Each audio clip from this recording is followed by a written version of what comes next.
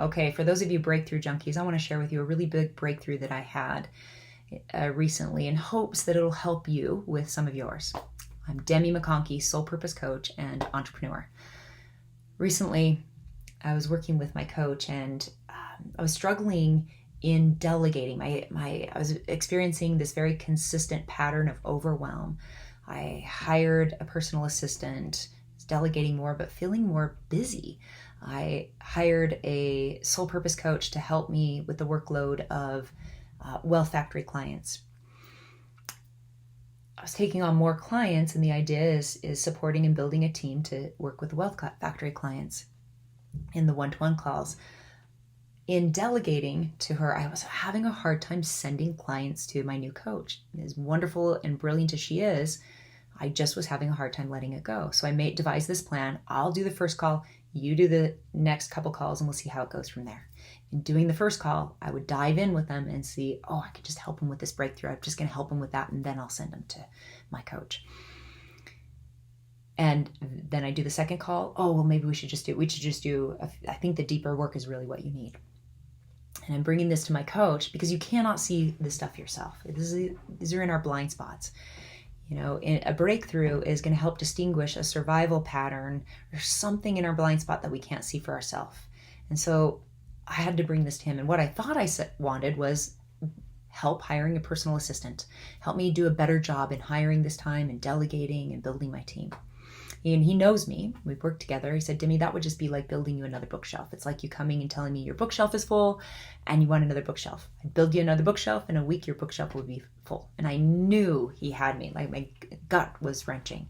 Meanwhile, there's a part of me too that is like, that's not true. That's not true. But in coaching, I pay a lot of money to work with coaches, and paying a lot of money, you're going to go to that place where you know you're going to have a breakthrough. So I know better to go to that place. As we really dove in and looked, what I really saw, I got in touch with, is we really looked at, why can't I delegate? What does it mean for me if I let my coach help with the breakthroughs?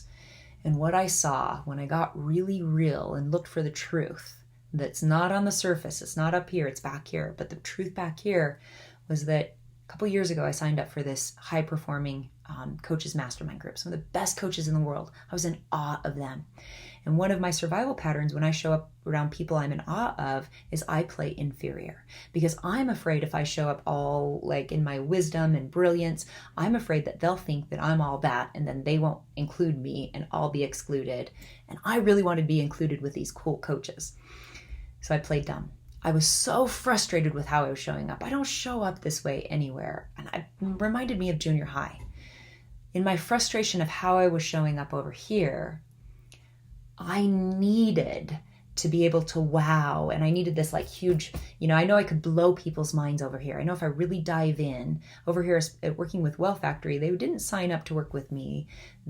I'm part of the program. So they're not expecting it. And I know in one conversation, I can blow their minds. I can hear that was the most life-changing conversation that they ever experienced.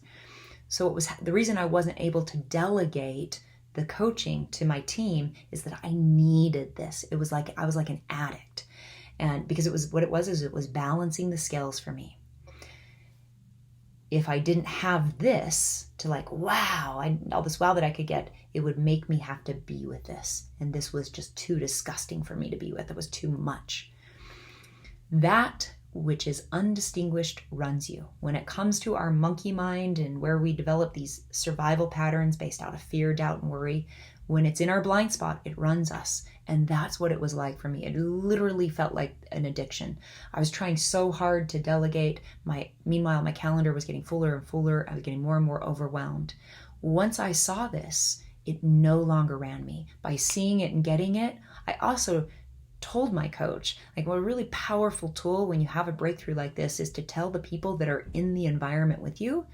By telling my coach, oh my gosh, I just had this realization. I just realized I have been holding back really sending you clients because I've been like an addict with my feeling of self-importance that I can get over here.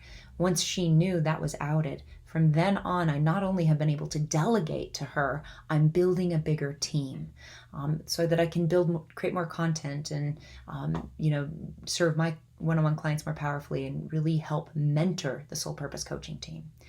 Opened up a world of possibility by unconstraining myself from that survival pattern in the blind spot. So does the story bring up anything for you? Is there any place that you're not able to do what you want to do? Anytime that occurs, there's some survival pattern undistinguished at play.